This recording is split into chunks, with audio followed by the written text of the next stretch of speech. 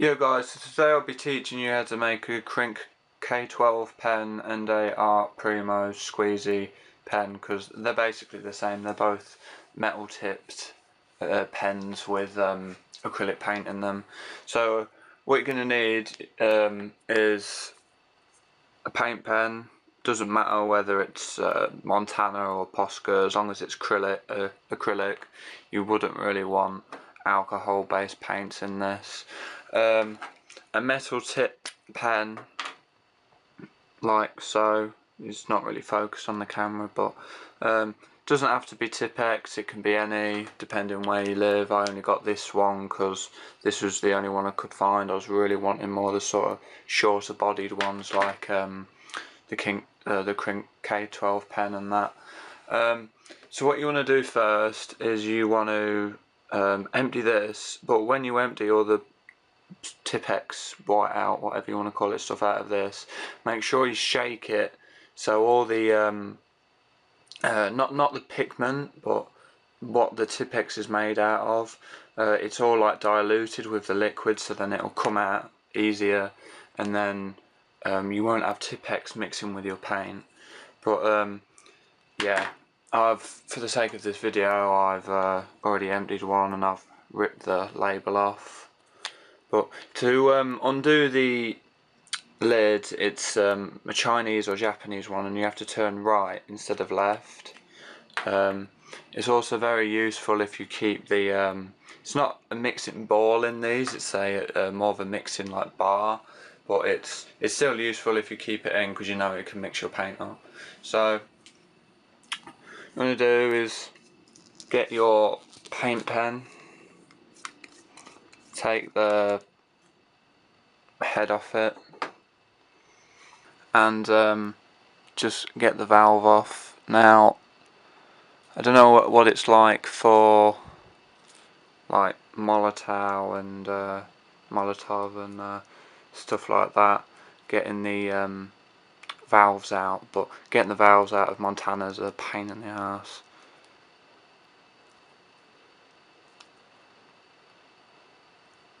Just, you don't have to use a knife. Like, if you do use a knife though, don't use a sharp one, because you could like stuff it up and end up cutting yourself. I'm just using a blunt one and just pop it out.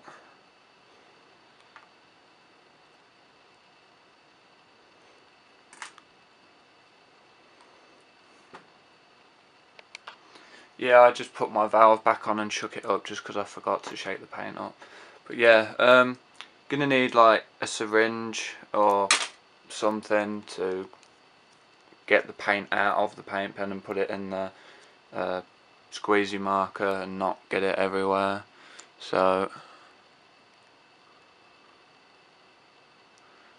now, depending on like how sort of runny or thick you want it, depends on how much paint and how much water you put into it.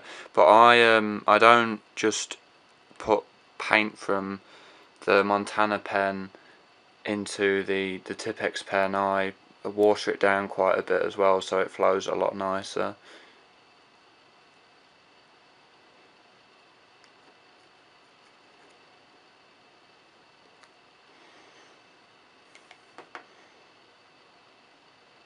Actually, it'd be a good idea to stick it onto some blue tack or something so it doesn't go everywhere.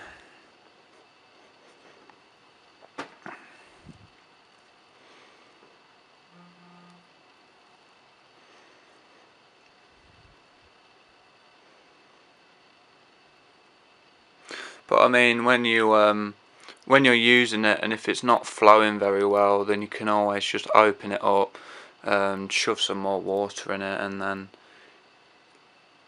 you know, try it out. And then if it's not watery enough, you can always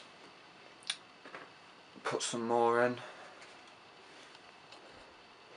I'm just going to add some water to it.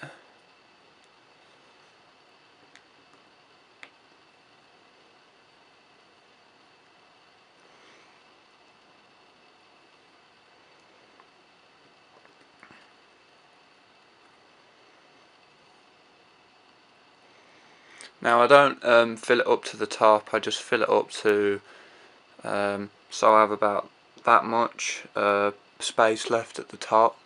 So I'll add a few more syringes worth of water in.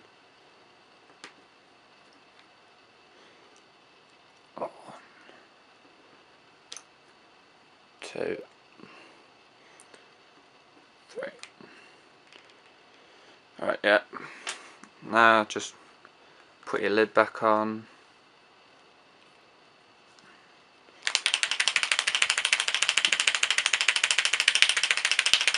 Give it a good shake.